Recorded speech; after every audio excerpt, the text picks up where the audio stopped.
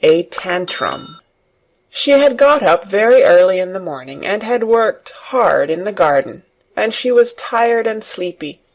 So as soon as Martha had brought her supper, and she had eaten it, she was glad to go to bed. As she laid her head on the pillow, she murmured to herself, "I'll go out before breakfast and work with Dickon, and then afterward, I believe I'll go see him." She thought it was the middle of the night when she was awakened by such dreadful sounds that she jumped out of bed in an instant. What was it? What was it? The next minute she felt quite sure she knew. Doors were opened and shut, and there were hurrying feet in the corridors, and someone was crying and screaming at the same time, screaming and crying in a horrible way. "It's Colin," she said. "He's having one of those tantrums the nurse called hysterics. How awful it sounds!" As she listened to the sobbing screams, she did not wonder that people were so frightened that they gave him his own way in everything, rather than hear them. She put her hands over her ears, and felt sick and shivering. "I don't know what to do. I don't know what to do," she kept saying. "I can't bear it." Once she wondered if he would stop if she dared to go to him, and then she remembered how he had driven her out of the room, and thought that perhaps the sight of her might make him worse. Even when she pressed her hands more tightly over her ears, she could not keep the awful sounds out. She hated them so, and was so terrified by them, that suddenly they began to make her angry, and she felt as if she should like to fly into a tantrum herself, and frighten him, as he was frightening her. She was not used to anyone's tempers but her own. She took her hands from her ears, and sprang up and stamped her foot. "He ought to be stopped! Somebody ought to make him stop! Somebody ought to beat him!" she cried out. Just then she heard feet almost running down the corridor, and her door opened, and the nurse came in. She was not laughing now by any means. She even looked rather pale. "He's worked himself into hysterics," she said in a great hurry. "He'll do himself harm. No one can do anything with him. You come and try, like a good child. He likes you." "He turned me out of the room this morning," said Mary, stamping her foot with excitement. The stamp rather pleased the nurse. The truth was that she had been afraid she might find Mary crying and hiding her head under the bedclothes. "That's right," she said. "You're in the right humour. You go and scold him. Give him something new to think of. Do go, child, as quick as ever you can." It was not until afterward that Mary realized that the thing had been funny as well as dreadful. That it was funny that all the grown-up people were so frightened that they came to a little girl, just because they guessed she was almost as bad as Colin himself. She flew along the corridor, and the nearer she got to the screams, the higher her temper mounted. She felt quite wicked by the time she reached the door. She slapped it open with her hand, and ran across the room to the four-posted bed. "You stop!" she almost shouted. "You stop! I hate you!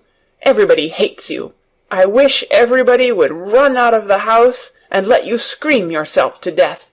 You will scream yourself to death in a minute, and I wish you would!" A nice, sympathetic child could neither have thought nor said such things.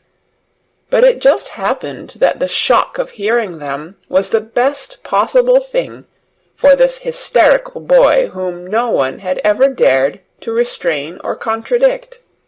He had been lying on his face, beating his pillow with his hands, and he actually almost jumped around, he turned so quickly at the sound of the furious little voice. His face looked dreadful, white and red and swollen, and he was gasping and choking. But savage little Mary did not care an atom. "If you scream another scream," she said, "I'll scream too, and I can scream louder than you can, and I'll frighten you, I'll frighten you." He actually had stopped screaming because she had startled him so. The scream which had been coming almost choked him. The tears were streaming down his face, and he shook all over. "I can't stop!" he gasped and sobbed. "I can't! I can't!" "You can!" shouted Mary. "Half that ails you is hysterics and temper. Just hysterics, hysterics, hysterics." And she stamped each time she said it. "I felt the lump! I felt it!" choked out Colin. "I knew I should. I shall have a hunch on my back, and then I shall die." And he began to writhe again, and turned on his face, and sobbed and wailed. But he didn't scream. "You didn't feel a lump," contradicted Mary fiercely. "If you did, it was only a hysterical lump. Hysterics makes lumps. There's nothing the matter with your horrid back. Nothing but hysterics. Turn over, and let me look at it." She liked the word hysterics, and felt somehow as if it had an effect on him. He was probably like herself, and had never heard it before. "Nurse," she commanded, "come here, and show me his back this minute." The nurse, Mrs. Medlock, and Martha had been standing huddled together near the door, staring at her, their mouths half open. All three had gasped with fright more than once. The nurse came forward as if she were half afraid. Colin was heaving with great, breathless sobs. "Perhaps he won't let me." She hesitated in a low voice. Colin heard her, however, and he gasped out between two sobs, "Show her! She'll see then." It was a poor thin back to look at when it was bared. Every rib could be counted, and every joint of the spine, though Mistress Mary did not count them as she bent over and examined them with a solemn, savage little face. She looked so sour and old-fashioned that the nurse turned her head aside to hide the twitching of her mouth. There was just a minute's silence, for even Colin tried to hold his breath while Mary looked up and down his spine, and down and up, as intently as if she had been the great doctor from London. "There's not a single lump there," she said at last. "There's not a lump as big as a pin, except backbone lumps, and you can only feel them because you're thin. I've got backbone lumps myself, and they used to stick out as much as yours do, until I began to get fatter, and I am not fat enough yet to hide them. There's not a lump as big as a pin. If you ever say there is again, I shall laugh." No one but Colin himself knew what effect those crossly spoken, childish words had on him. If he had ever had anyone to talk to about his secret terrors, if he had ever dared to let himself ask questions, if he had had childish companions and had not lain on his back in the huge closed house, breathing an atmosphere heavy with the fears of people who were most of them ignorant and tired of him, he would have found out that most of his fright and illness was created by himself. But he had lain and thought of himself and his aches and weariness for hours and days and months and years. And now that an angry, unsympathetic little girl insisted obstinately that he was not as ill as he thought he was, he actually felt as if she might be speaking the truth. "I didn't know," ventured the nurse, "that he thought he had a lump on his spine. His back is weak because he won't try to sit up. I could have told him there was no lump there." Colin gulped and turned his face a little to look at her. "Could you?" he said pathetically. "Yes, sir." "There," said Mary, and she gulped too. Colin turned on his face again, and but for his long-drawn broken breaths, which were the dying down of his storm of sobbing, he lay still for a minute, though great tears streamed down his face and wet the pillow. Actually, the tears meant that a curious great relief had come to him. Presently he turned and looked at the nurse again, and strangely enough he was not like a Rajah at all as he spoke to her. "Do you think I could live to grow up?" he said. The nurse was neither clever nor soft-hearted, but she could repeat some of the London doctor's words. "You probably will if you will do what you are told to do and not give way to your temper, and stay out a great deal in the fresh air." Colin's tantrum had passed, and he was weak and worn out with crying, and this perhaps made him feel gentle. He put out his hand a little toward Mary, and I am glad to say that, her own tantrum having passed, she was softened too, and met him half-way with her hand, so that it was a sort of making up. I'll go out with you, Mary," he said. "I shan't hate fresh air if we can find—" He remembered just in time to stop himself from saying, "if we can find the secret garden," and he ended, "I shall like to go out with you if Dickon will come and push my chair. I do so want to see Dickon, and the fox, and the crow." The nurse remade the tumbled bed, and shook and straightened the pillows. Then she made Colin a cup of beef tea, and gave a cup to Mary, who was really very glad to get it after her excitement. Mrs. Medlock and Martha gladly slipped away, and after everything was neat and calm and in order, the nurse looked as if she would very gladly slip away also. She was a healthy young woman who resented being robbed of her sleep, and she yawned quite openly as she looked at Mary, who had pushed her big footstool close to the four-posted bed and was holding Colin's hand. "You must go back and get your sleep out," she said. "He'll drop off after a while if he's not too upset. Then I'll lie down myself in the next room. Would you like me to sing you that song I learned from my ayah?" Mary whispered to Colin.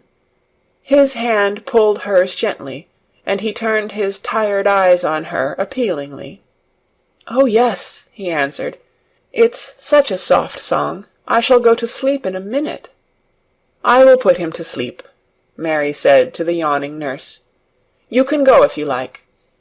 "Well," said the nurse, with an attempt at reluctance, "if he doesn't go to sleep in half an hour, you must call me." "Very well," answered Mary. The nurse was out of the room in a minute, and as soon as she was gone, Colin pulled Mary's hand again.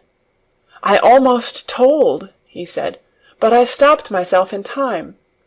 I won't talk, and I'll go to sleep. But you said you had a whole lot of nice things to tell me. Do you think you have found out anything at all about the way into the secret garden?" Mary looked at his poor little tired face and swollen eyes, and her heart relented.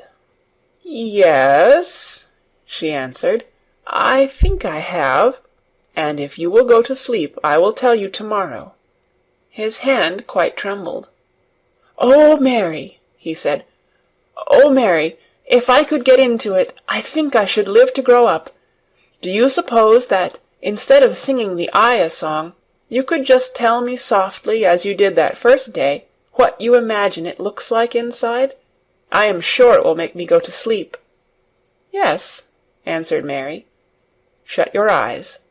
He closed his eyes and lay quite still, and she held his hand and began to speak very slowly and in a very low voice.